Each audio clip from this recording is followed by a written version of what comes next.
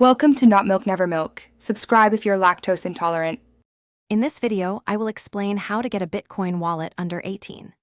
First, understand that a Bitcoin wallet is essential for holding your digital currency.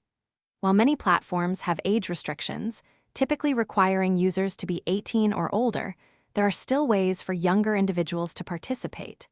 We will explore options that allow you to manage your Bitcoin safely and effectively, even if you haven't reached the age of majority. Let's differentiate between custodial and non-custodial wallets. Custodial wallets are like bank accounts. A third party holds your funds and manages your private keys, often with age restrictions. Non-custodial wallets, however, give you complete control over your private keys and, therefore, your Bitcoin.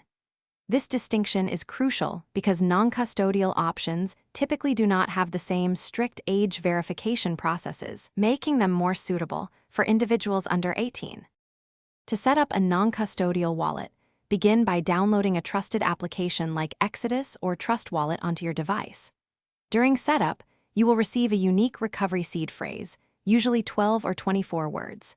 It is absolutely critical to write this down accurately and store it in a secure, private location, as it is the only way to recover your funds if you lose access to your device.